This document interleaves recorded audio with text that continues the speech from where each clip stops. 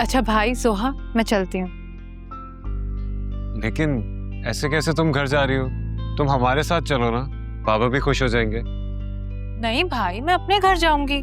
देखो, अगर तुम ये सब राफी की वजह से कह रही हो तो उससे मैं बात कर लूंगा। नहीं भाई, ऐसी कोई बात नहीं है। राफी की तरफ से मुझे कोई पाबंदी नहीं है। मैं अपने घर जाना चाहती हूँ। अरीशा, तुम तो अपने भाई की शादी में मेहमानों की तरह आई हो।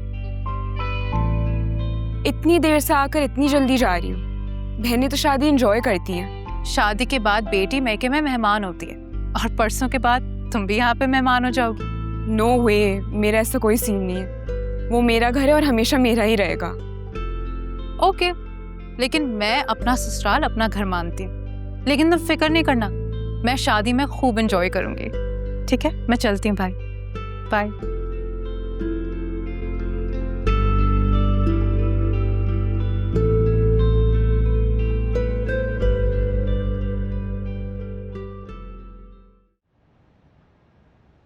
हमारी इंसल्ट नहीं, उनकी इंसल्ट होती जब वो बिना रस्म किए वापस चले जाते तो।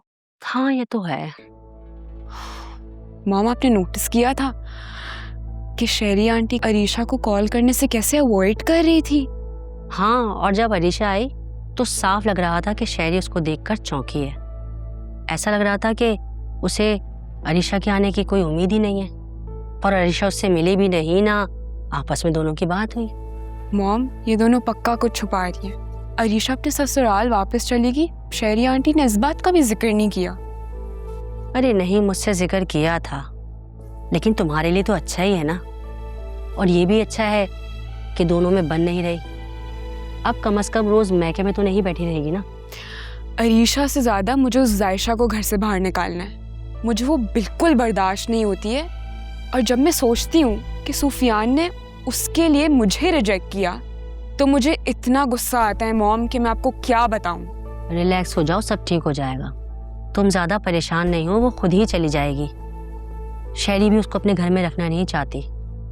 तुम अपनी लाइफ एंजॉय करो, शादी एंजॉय करो, ज्यादा परेशान होने की जरूरत नहीं है। तुम और जोहा कितने प्यारे लग रहे थे। हर कोई तुम दोनों की तारीफ कर रहा था। मैं तो नजर उतारूंगी अपने बच्चों की आज। अच्छा, और क्या, मिसेस खान तो कह रही थी कि शीरी अब तुम अपनी क्लास की बहू लाई हो।